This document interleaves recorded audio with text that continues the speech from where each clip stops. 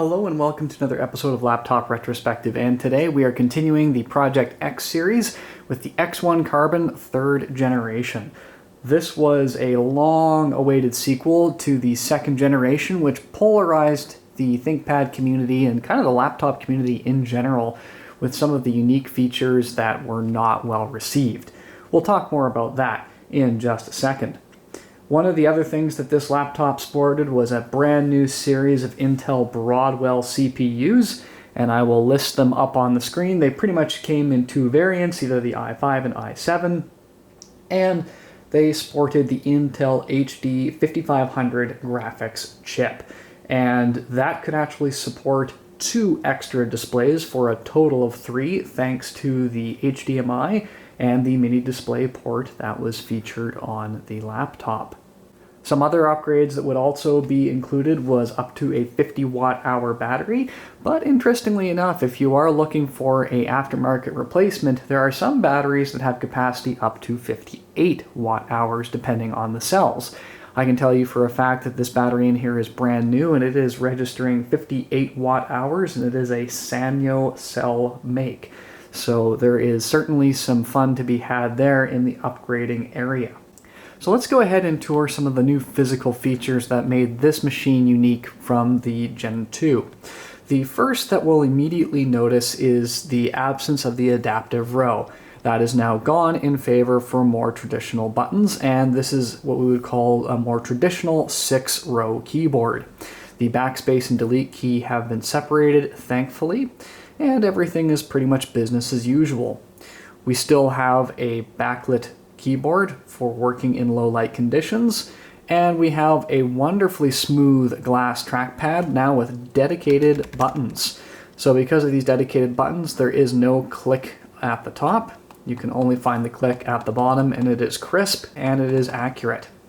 Track point, of course, is featured in the middle, and the key travel is quite nice, although I found that the keys on this particular unit to be a little bit more spongy than some other models. Some have a very distinctive threshold that you have to push by, and I felt that this keyboard did not necessarily have it.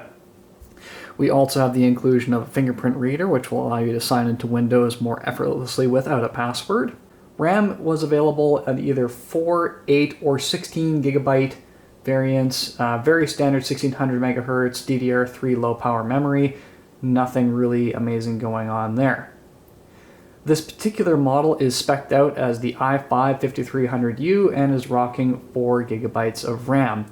There were 2 displays available. This is the HD 920 by 1080 TN panel, and there was also a 4K IPS display. Then there was also a 4K IPS display that was also touch enabled as well. Although running those higher end displays will impact the battery life, so when you are on the used market, be aware that the nicer panels will come with a hit to battery life. And on a screen this size, and depending on the content you're viewing, that might not necessarily be where you want to spend the money. Alright, with that being said, let's go ahead and tour some of the ports and other features that we have on this machine.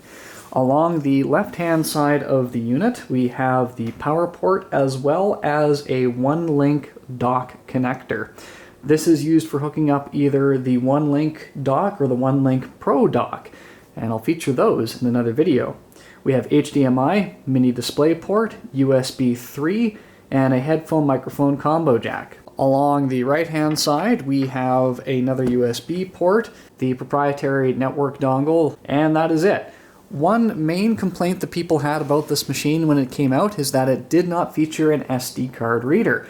So if you wanted to, say, use this for photography work, you either had to come up with a USB-style card reader or you would plug in the camera directly. Either way, it is a little bit of an inconvenience, but with the thinness of this particular unit, there were going to be a few compromises. Keep in mind that we don't have the technology of today when this was being developed.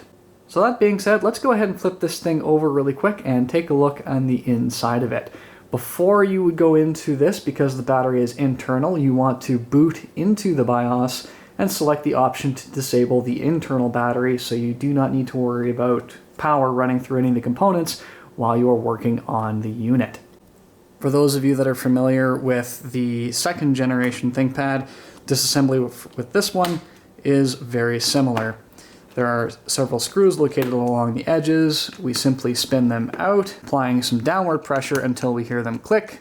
That way we know that they have completely loosened up, and then the panel simply pops off. The connector for the battery is located right here and just can be easily walked out by using your fingers. As you can see, the battery does take up the majority of the inside of the case. The three serviceable parts we actually see over here are the SSD. This is an M2 80mm drive, but there is no support for NVMe. So some of the nicer drives that are current will not work in this slot.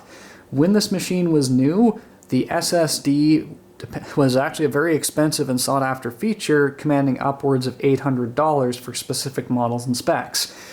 They have certainly come down a lot in price over the last few years, so thankfully picking up one with large capacities is not really an issue. We have our network card, and then we have an empty WWAN slot located over here. And that is pretty much it. Everything else is soldered in, so unless you're changing out components like these, speakers, batteries, maybe swapping out the fan, doing a little bit of cleaning, that's really as far as you want to go. Keyboard removal on this is a huge pain in the butt. You have to take out everything else to pull the keyboard out from the back. Since that's everything there really is to look at, we're going to go ahead and reassemble it and show you some just general use, boot times, and other fun stuff like that. Alright, now that we have the unit back together, let's go ahead and take a look at some boot times.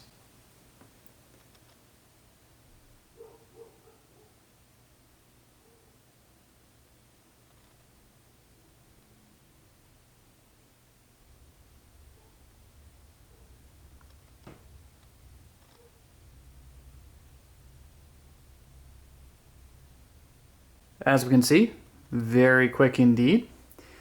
Seems like the refresh rate of the display and the camera are a little bit out of sync, but rest assured the display is working perfectly fine. And this is honestly, and I'll probably incur some debate about this in the comments down below, if you're looking for a thin and light on the used market, to me, 2019/2020 is the year of the Gen 3. Now, here's why I say that.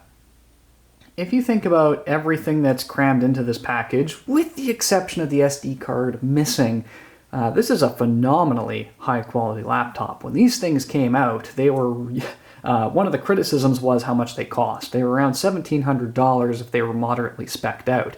And it's easy to see why they were commanding those prices, although at the time they were being sold, it seemed like a very heavy-handed price.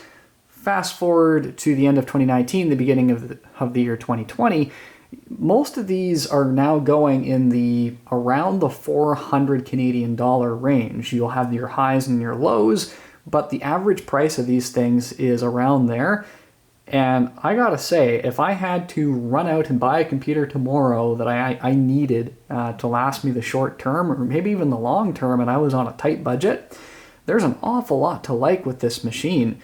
The display is good, the battery life is phenomenal. I'm currently reading that this is going to be around 15 hours. I know that it's not going to meet that. Most reports when these were new stated that it was around a 8-hour laptop under moderate use. Keep in mind though, that was a 50 watt-hour battery and I have a 58 watt-hour battery in there now. So, you know, take that with a grain of salt, if you will. Keyboard is good, the trackpad is amazing, the computer is responsive, it's beautiful, it's a ThinkPad, it's going to be durable, you've got dock accessory compatibility. Yeah, you're not upgrading it like the T-Series machines, but if you don't need it, then this is an incredibly thin and light package that I think would be a very good choice for anyone on a budget. So I'm going to go ahead and say at the end of 2019 that this is probably my laptop of the year. And when I say laptop of the year, I don't mean it's like the best ever out there, but I do mean that out of the ones that I've featured on the channel, this one and maybe a few others have really stuck out as being very good budget choices for used machines that still have plenty of life left, parts availability, and just good quality and good durability.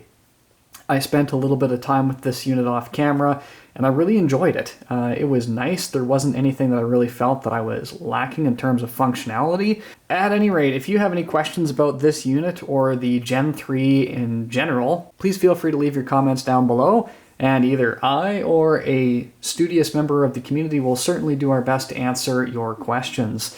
If you enjoyed this sort of content and can't wait to see, say, the docs featured on the channel, then I'm going to encourage you to do the big four here at the bottom. Please like the video, share, subscribe, it really helps a lot, and hit that notification bell so you don't miss when a new video is released. That seems to be happening more and more these days, so we just want to make sure that you are informed. Thank you so much for watching. I appreciate it as always, and I will see you next time.